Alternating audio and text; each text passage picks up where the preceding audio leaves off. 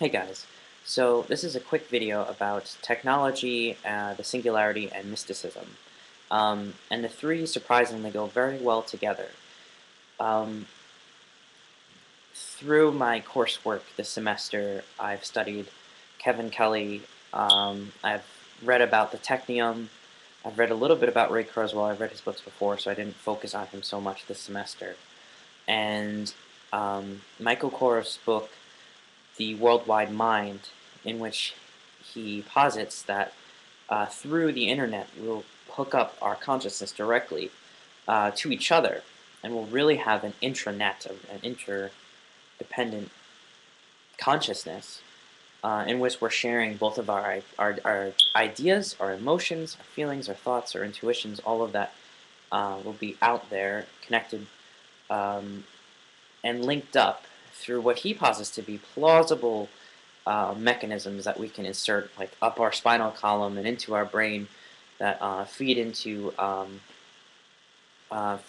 neurons and pick up on our thoughts and things like that. And it was a really interesting book, kind of creepy.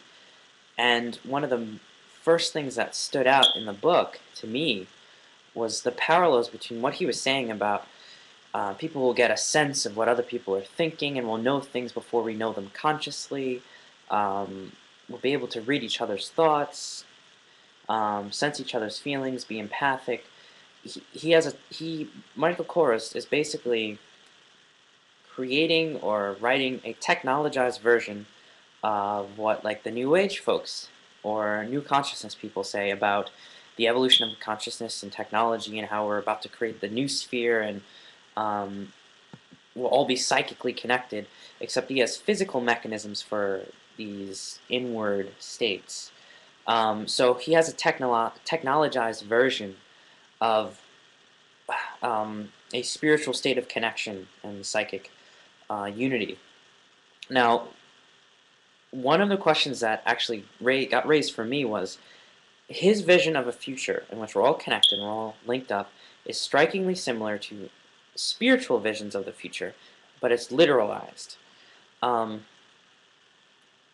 but that doesn't necessarily mean it's bad that it's literalized, in the sense that maybe we will need, or maybe there will be some specifically outward expressions of this new inward shift in consciousness, or this new inward state. To be here to begin with, um, consciousness takes a physical form. It takes a physical shape. This body can die. This body regulates. This body has a pumping heart, and um, I need to take care of myself and not get sick and watch where I'm going and just not die. To physically subsist, I need to do physical things. Even though I myself might personally believe and perceive that there are inward states, that physicalness is not so concrete as we imagine it to be, that we are more than this, that this is the appearance of a reality which is really the smallest fraction of an infinite kind of reality, that perhaps is mind, that perhaps is the overmind or oversoul, um, and that the human being is a fraction of that, a microcosm in this vast cosmology, as our ancients, our ancestors believed in pre-modern societies. So what we need physically might be certain, I don't know, developments in our physical consciousness, our physical extensions of ourselves.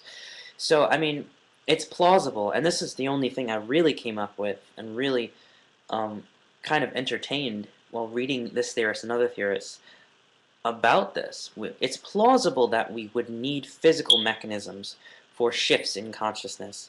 Um, but on the other hand, and this is where I tend to side more, this is where I start. Whether or not there are going to be physical expressions and expressions of these inward shifts in consciousness, the most important thing is that it comes from within. Technology is not going to do it for you. Technology is not going to um, heal your emotional wounds, to help you recover um, recover yourself and to transform yourself. These are all things that come from within. And if you come from perhaps a more mystical or spiritual standpoint on the other spectrum, we have the technologists on this end who physicalize everything and see physical and literal renditions of everything. And then we have on the other side, perhaps not necessarily as imbalanced. I think these guys are more centered, but these guys see everything external as an expression of inner states. Carl Jung used to say that these technologies we create are destructive because they unleash the human psyche into the world. World War II and World War I were so dangerous because these were projections of human consciousness, and perhaps not just human consciousness, but the mind, the psyche, the collective unconscious, so on and so forth, into the world. And that's why they're dangerous, because we don't realize what we're opening up, like Pandora's box. So as long as we see it as something that's just external, we don't take any ownership of what we're perceiving. We don't have the sense of connection, which we could have with these technologies, especially digital technologies. What are they saying about our inward state? What are they saying about our consciousness? Why are they emerging? What are they saying about the world soul, if you want to take it that far? What are they saying about the anima mundi? How can we use these things as sacred objects of prayer and contemplation, as well as action and transformation in the world socially, without literalizing them? Because I think that's dangerous.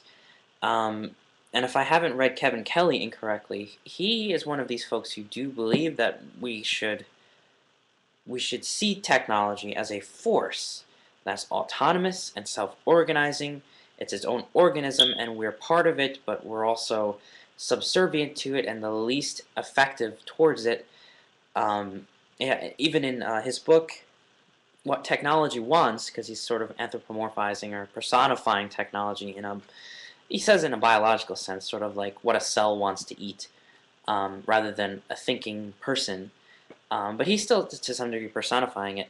In that book, he says the force that least affects technology are human beings.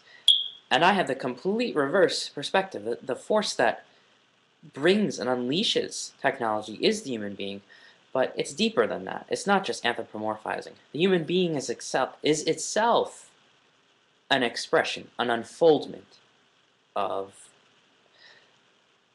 Is there a name for that? I mean, as a human being, can you really even say what it is? Where are we from?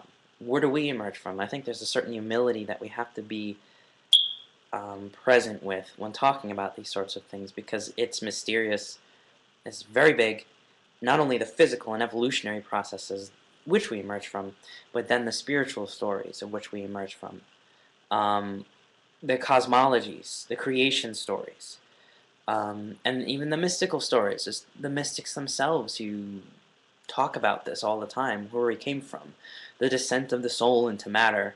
William Irwin Thompson's, the name of his book, The Time Falling Bodies Take to Light.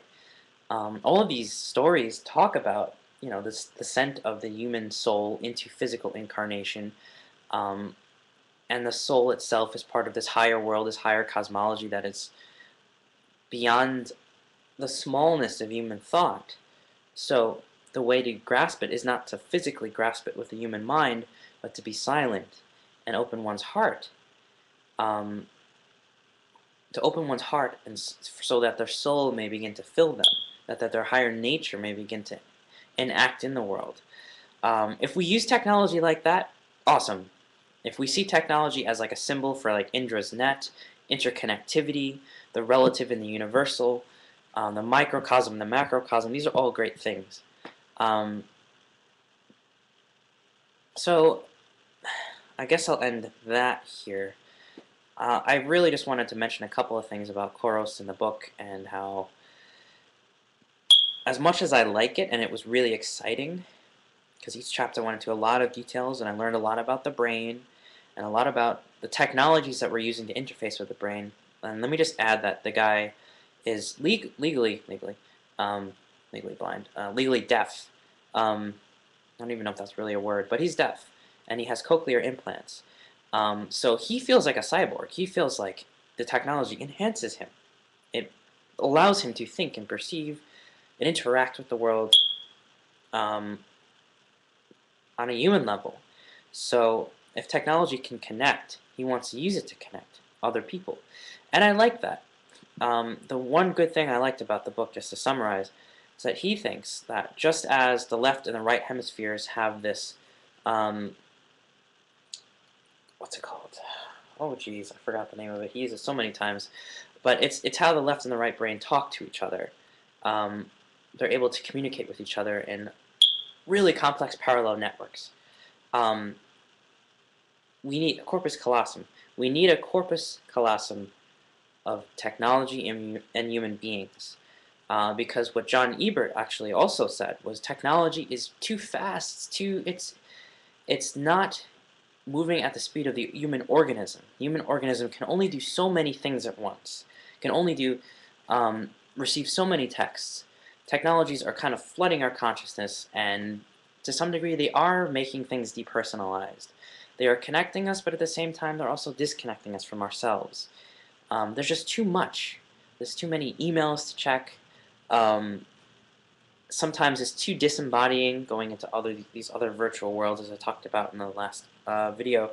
So there's a lot of problems with it. But if you could get past that, if you could link the internet up directly to your brain, um, and experience technology differently, experience the internet differently in the flood of information, um, in a way that's more integrated into just the stream of information that's coming into the mind, then maybe it would be easier if you don't have to take your phone out every 5 minutes to do a text, but you can do it while you're driving. You can thoughts would come to you. They would come to you like thoughts, and then go out like thoughts. So that's his idea. Um, let's connect each other physically to the internet, so we don't have to worry about um, technology just being too fast and too much for the human organism. Let's create a corpus callosum between the human organism and the internet and digital technologies, so the two can evolve into something new that neither of them alone are capable of, which I do like. I do like that idea. And I thought that was pretty balanced on his point to say. Perhaps his own experience having the cochlear implants have really helped him develop that.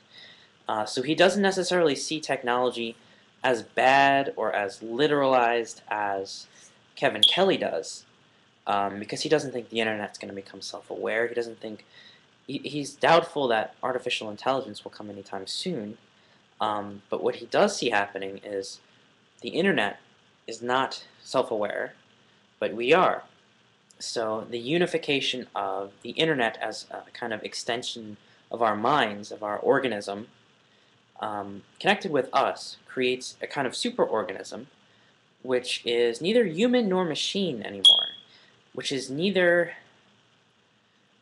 completely unconscious and mechanized nor completely conscious, but some kind of hybrid of both, which is very interesting. So that's his proposal. And in the next video, I'll talk about Kevin Kelly. Well, that's it for now. Thanks, guys.